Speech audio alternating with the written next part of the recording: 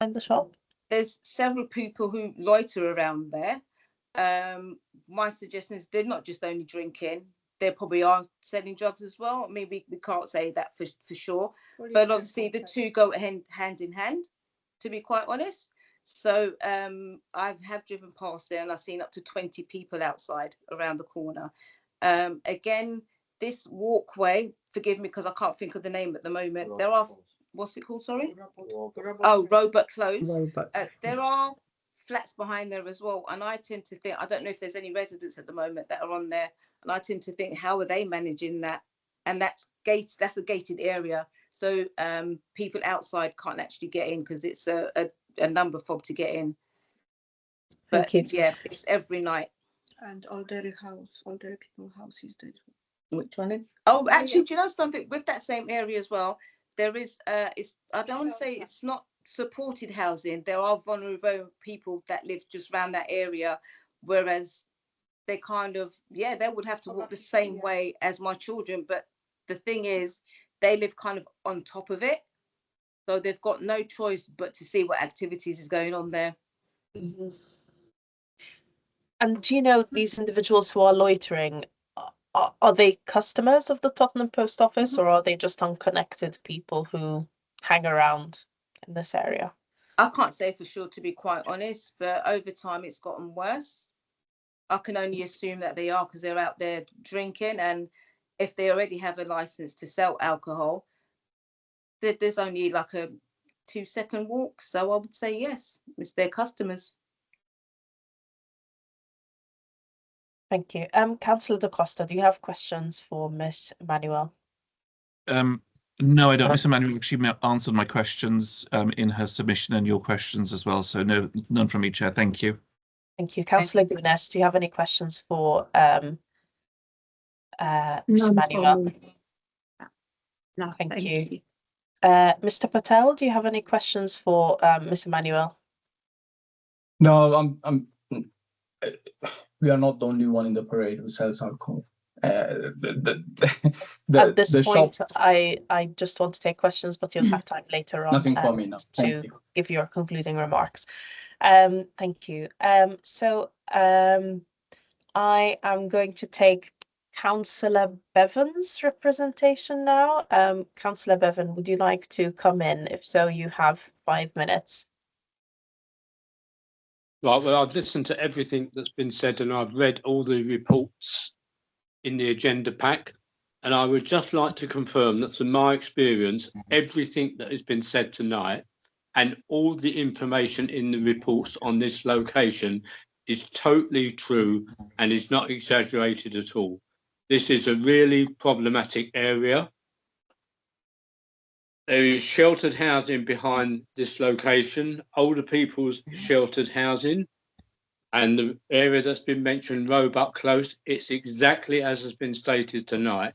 The police in the past have visited this location to talk to retailers selling alcohol about what is going on, and my recollection is they've actually visited these premises as well. Whether it was this current owner, I'm not sure. Now, I walk this area quite late at night when Spurs events are on because I like to check if there's any problems, what's happening, etc. There are never any people about some Spurs events at 12 o'clock at night. By 12 o'clock at night, much earlier than that, it's all cleared.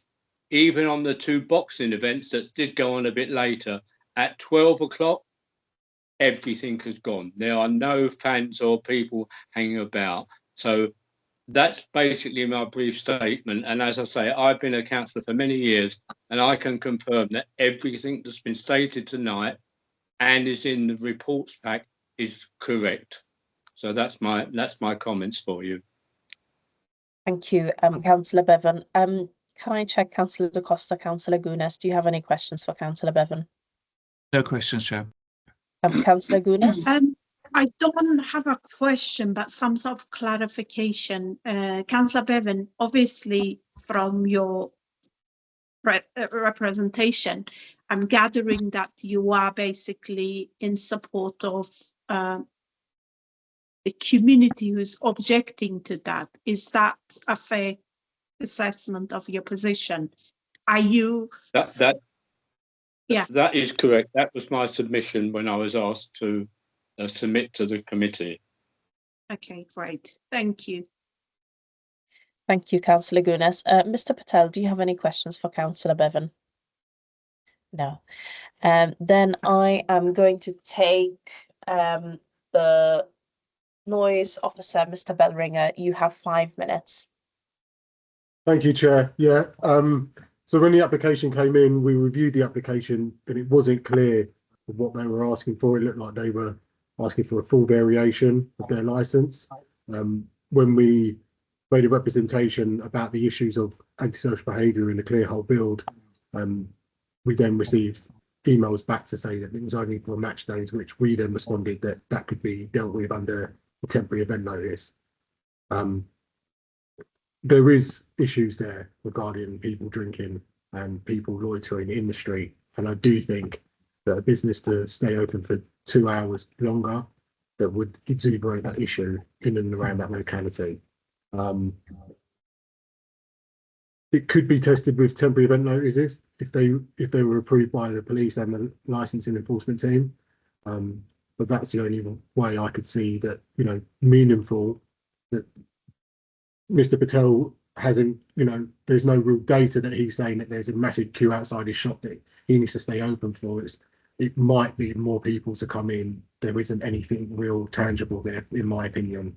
And I do think it could be tested with temporary event notice. Thank you, Chair. Thank you, Mr. Bellringer. Councillor Gunas, Councillor Da Costa, do you have any questions for Mr. Bellringer? I don't have any questions. Thank you. No questions. Mr. Patel, do you have any questions for Mr. Bellringer?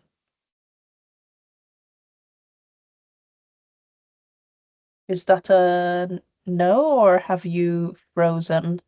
I think they've frozen. They've been very still for a period. Clark, is it possible to check? Oh, I think Mr. Patel, I think we lost you for a moment. Can you hear me? Sorry, that was bad internet. I can hear you now. Excellent. Do you have any questions for Mr. Bellringer? Not a question. I'll go through in my closing statement. Thank you. Thank you. So now we will hear from the police. Is it Police Sergeant Novak who is presenting rather than Sergeant Kostake? Is that correct? Yeah, I'm happy to start if Excellent. Thank you.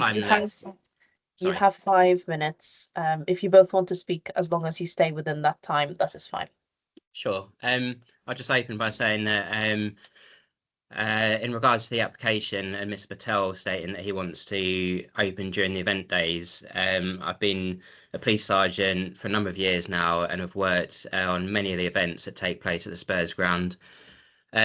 We actively discourage the sale of alcohol during those events, and any alcohol consumed in the street, we robustly enforce using the Public Space Protection Order and confiscate any open cans or bottles of alcohol.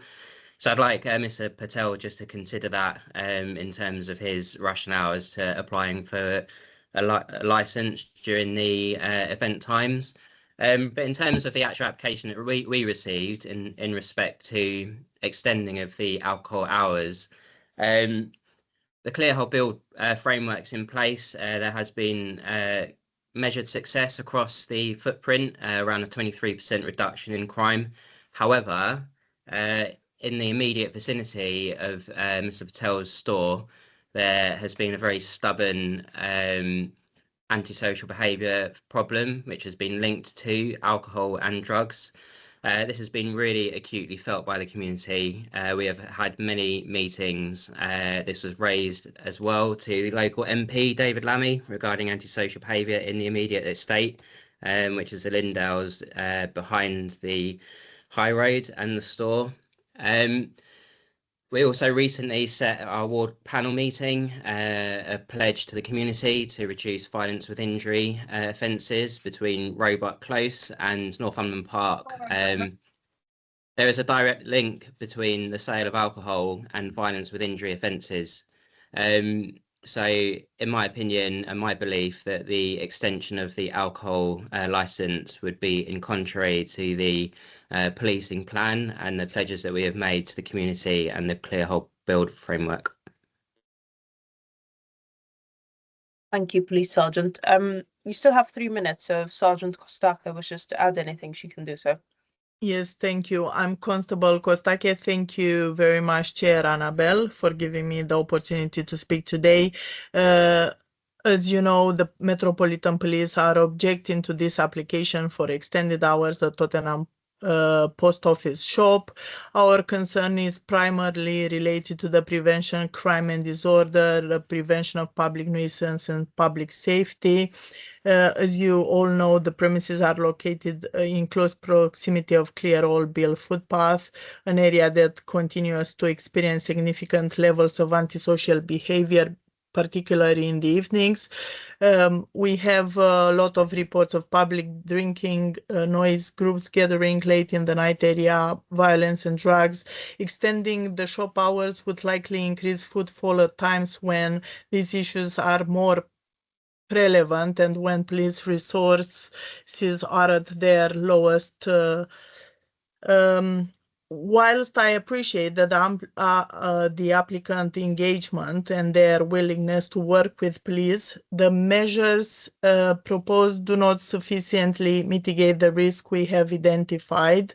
On that basis, the police do not support the extension of hours. However, we would advise that if the applicant wishes to open later for specific events or occasion, they may wish to consider applying for a temporary event notice instead.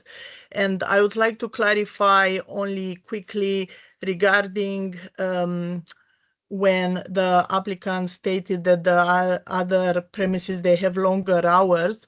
I want to highlight the fact that each premises license is considered on its own merits based on specific location, operating style, and the evidence available at the time of the application. And some of the premises, they have been granted their hours under different circumstances or policies, such as before the Licensing Act guidance evolved or when the local conditions were different.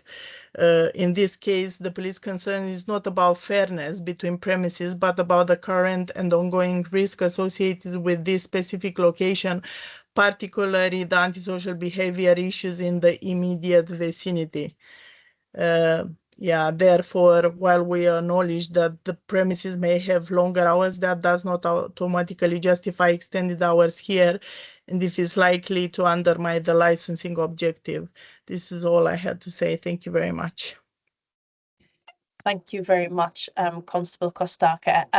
Councillor Da Costa, Councillor Gunas, do you have any questions for Sergeant Novak or Constable Kostaka? No questions, Chair. Thank you. One question from me. I just want to clarify one point that you mentioned, Constable Kostaka. So earlier we heard from the license holder that there is another premises in the area that does have a license. Is the point you are making that that license was granted when the conditions in terms of ASB in this area were different? Yes, indeed. I checked and I think it was granted in 2005. If Ms. Dalia Barrett can clarify it as well or confirm it. Thank you. Thank you, Constable Kostaka. Is that something you can confirm, Ms. Barrett?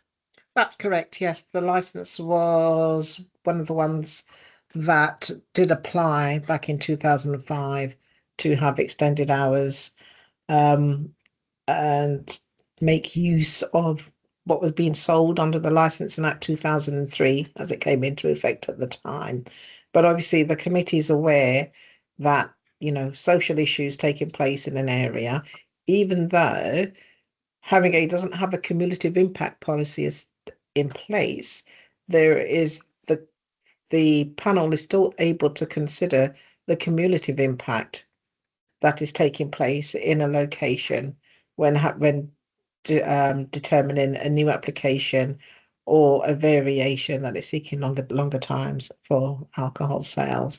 And as the police officer has said, the area has been blighted with street drinkers and the loitering on the streets and the partying on the streets in that location in Tottenham High Road has been an issue that has been ongoing for many years.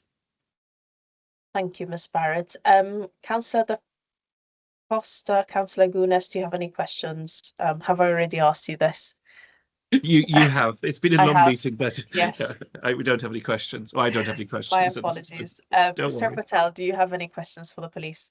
Just quick one. I can understand 2005 license. There is one in 2025 Stadium Shop, 747 High Road. Thank you, Mr. Patel. Would you like to comment on that, Constable Kostaka? Let me check. Like, can you repeat the number? 747 High Road, Stadium Shop. 747 High Road. They got license until 3 a.m. in the morning. Sorry, I'm I'm not sorry, gonna- I'm sorry, Chair. It's actually irrelevant. I mean, you know, if there is the shops, so in the last 18, well, like before then, so the location does suffer because of the street drinking and the issues that have arisen there. Yeah, there has been new premises that have opened up in the location, but they have been food-led premises that are then serving alcohol. There hasn't really been any off licenses and that type of thing that you know, in recent years that I can think of. So, you know, looking at this particular application, there has to become a time, and I know as a panel we've spoken about community of impact previously. The panel is able to consider if allowing another premises to have the ability to sell alcohol for extended hours is going to contribute to making the area better or be a negative impact on the area. And I think it's for Mr. Patel to, you know, try and convince the panel of that, really. It's not about calling out what other premises who already have a license have got, to be honest. Yes, I understood Mr. Patel's question to be a follow-up to the argument that Constable Kostaka was building, but I also take your point that it seems that this other premises was a food-led premises. So I think we've heard from all of the parties today, so I'm going to move to closing remarks. Mr. Patel, would you like to make your closing statement? Sure, thank you, Chair. So I heard the response. As I say, like, we are flexible. I do, and we do understand the business is per premise. The objections we have seen is more on the assumptions rather than the fact. And this is something I would like to raise to say, like, we need to look at the facts in front of us. Yes, there is an issue somewhere, but that is something that needs to be looked by the right authorities. And then something should have been done a long time ago. The street, that is problematic. The first shop has also got the license to sell alcohol. So it's not something to do with our premises. Our premises are 5-6 shops down the road. We, as we have highlighted, we have worked as per the regulations. There's no issue. There hasn't been any concern raised for our particular property.